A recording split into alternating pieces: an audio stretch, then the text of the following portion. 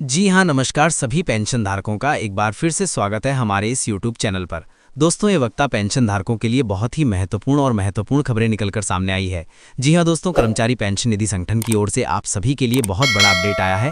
न्यूनतम पेंशन पर सरकार ने दिया है जवाब, कर्मचारियों के लिए बड़ी खबर। तो आखिरकार कर्मचारी महानिधि संगठन के तहत बैठक वाली EPS 95 की न्यूनतम पेंशन को लेकर सरकार ने किस तरीके से और कौन सा जवाब दिया है, कर्मचारियों और पेंशन धारकों के लिए ये महत्वपूर्ण खबर किस तरह से निर्धारित की जा रही है, इसके बारे में दोस्तों आज इस वीडियो के अंदर बात करेंगे। और इसी के साथ अगली बड़ी अपडेट जो कि पेंशन को लेकर निकल कर आ जाएगी। जी हां दोस्तों, 7 मार्च से लागू हो चुकी है आप सभी के लिए नई नियमावली। पेंशन की फाइलें और भुगतान की तारीखें जारी कर दी गई हैं।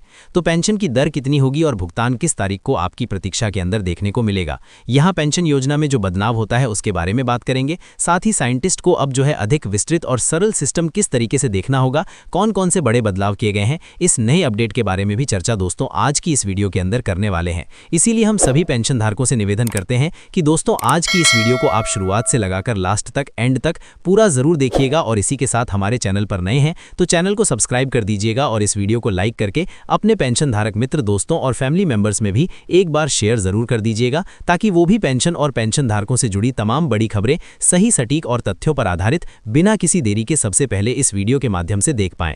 तो चलिए सबसे पहली बड़ी अपडेट की ओर बढ़ते हैं। जानते हैं EPFO की ओर से आप सभी के लिए निकल कर आई बड़ी खबर के बारे में कि आखिरकार न्यूनतम पेंशन की बढ़ोतरी को लेकर सरकार ने किस तरीके से और कौन सा जवाब दिया है, और आखिरकार ये सभी सरकारी कर्मचारी और पेंशन धारकों के लिए बड़ी खबर किस तरीके से बताई जा रही है। चलिए इसके बारे में विस्तार से बात करते हैं।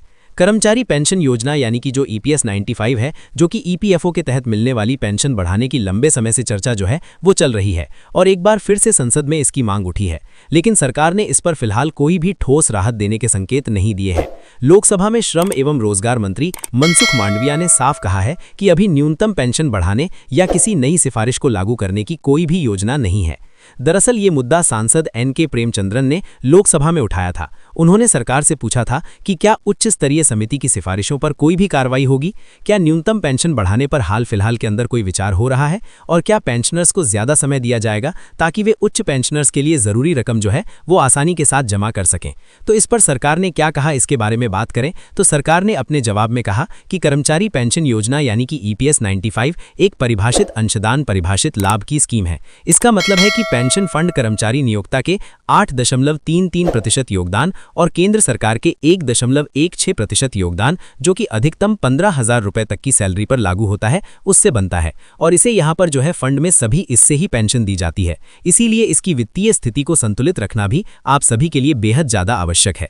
तो आखिरकार न्यूनतम पेंशन पर क्या बातचीत हुई, न्यूनतम पेंशन को लेकर कौन सा अपडेट है? तो न्यूनतम पेंशन को लेकर सरकार ने फिर से दोहराया है कि अभी भी 1,000 रुपए प्रति महीने की पेंशन जो है वो दी जा रही है, जो यहाँ पर जो है बजट से अतिरिक्त सहायता के रूप में दी जाती है। हालांकि इसे बढ़ाने को लेकर कोई नई घोषणा नहीं की गई है। पेंशनर्स की मांग है कि इसे बढ़ाकर कम से कम 7,500 रुपए किया जाए, क्योंकि महंगाई के इस दौर में 1,000 रुपए की पेंशन जो है वो बेहद कम मानी जा रही है, बेहद ही अपर्याप्त मानी जा रही है। उच्च पेंशन के मामले में सरकार ने बताया कि सुप्रीम कोर्ट के 2022 के फैसले के बाद बड़ी संख्या में लोगों ने आवेदन किया। 31 जनवरी 2025 तक करीब 15,24,000 आवेदन मिले थे। इनमें से 99% से ज्यादा मामलों का निपटारा जो है वो हो चुका है। पात्र लोगों को डिमांड लेटर भी भेजे जा चुके हैं, जिन्होंने पैसे भी जमा कर दिए हैं और उनके PPO भी जो है वो जारी कर दिए जा चुके हैं। जहां तक अतिरिक्त समय देने की बात है, सरकार ने साफ किया है कि डिमांड लेटर मिलने के बाद पेंशनर्स को केवल 3 महीने का समय दिया जाता है और फिलहाल इस अवधि को बढ़ाने का कोई भी प्रस्ताव सरकार के पास में नहीं है। कुल मिलाकर सरकार का रुख यही है कि पेंशन बढ़ाने से पहले फंड की दीर्घकालिक स्थिरता को यहाँ पर ध्यान में भी रखना चाहिए। साथ ही जो पेंशनर्स फंड जमा कर रहे हैं अतिरिक्त राशि, उनके लिए यहाँ पर 3 महीने का समय दिया जा रहा है।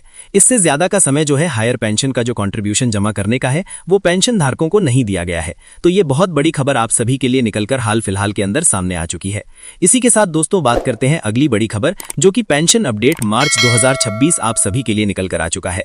7 मार्च से लागू नई नियम, पेंशन दरें और भुगतान की तारीखें जारी। जी हां दोस्तों, मार्च 2026 से पेंशन योजना में कई संभावित बदलाव होने वाले हैं, जिससे लाभार्थियों को यहां पर अधिक पारदर्शी और सरल सिस्टम अब जो है मिलने वाला है।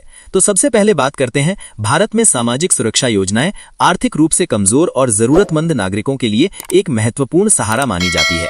खासकर ऐसे लोग जो वृद्धावस्था, विकलांगता या अन्य कारकों के कारण नियमित आय अर्जित जो है वो नहीं कर पाते हैं, उनके लिए पेंशन योजना आर्थिक सुरक्षा जो है वो प्रदान करती है। सरकार समय समय पर इन योजनाओं में सुधार करती रहती है ताकि लाभार्थियों को बेहतर सुविधाएं जो है वो मिल सके। सहायता यही लोगों तक यहाँ पर जो है आसानी से पहुंचाई जा सके।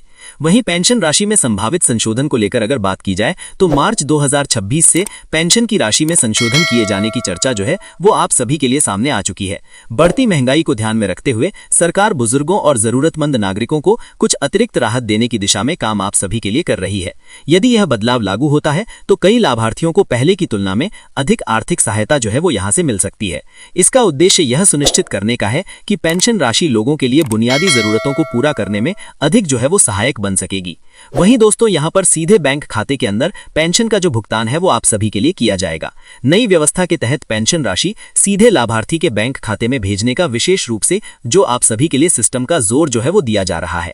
प्रत्यक्ष लाभ अंतरण यानी कि डीबीटी, डायरेक्ट ट्रांसफर बेनिफिट के माध्यम से इस प्रणाली से भुगतान करने की प्रक्रिया जो है वो अधिक सुरक्षित और पारदर्शी बन सकती है। इससे बिचौलिए की भूमिका कम होगी और लाभार्थियों को समय पर पैसा मिलने की संभावना है जो बढ़ेगी। बैंक खाते में सीधे राशि आने से भुगतान में देरी और गड़बड़ी जैसी समस्याओं का भी काफी हद तक यहां पर जो है समाधान हो सकेगा। वहीं दोस्तों आप सभी के लिए पात्रता नियमों में सुधार हुआ है और डिजिटल सत्यापन की भी बात सामने आई। सरकार विशेष रूप से वरिष्ठ नागरिकों और दिव्यांग व्यक्तियों को प्राथमिकता पर जोर दे रही है। साथ ही यह भी सुनिश्चित किया जा रहा है कि केवल वास्तविक जरूरतमंद लोगों को ही योजना का लाभ मिले। इसके लिए डिजिटल सत्यापन और पहचान से जुड़ी प्रक्रियाओं को मजबूत बनाया जा रहा है, जिससे लाभार्थियों की सही पहचान जो है वो हो सके। सरकार पेंशन योजनाओं के लिए आवेदन प्रक्रिया को भी सरल बनाने की दिशा के अंदर काम कर रही है। अब कई जगहों पर ऑनलाइन पोर्टल, मोबाइल एप्लीकेशन के माध्यम से आवेदन करने की सुविधा उपलब्ध करवाई जा रही है। इससे लोगों को लंबी कतारों में खड़े होने या जटिल कागजी प्रक्रिया से गुजरने की जरूरत कम होगी। इसके अलावा स्थानीय प्रशासनिक कार्यालयों में भी सहायता केंद्र स्थापित किए जा रहे हैं, जहां लोगों को आवेदन से जुड़ी जानकारी और मार्गदर्शन जो है वो आसानी से मिल सकेगा।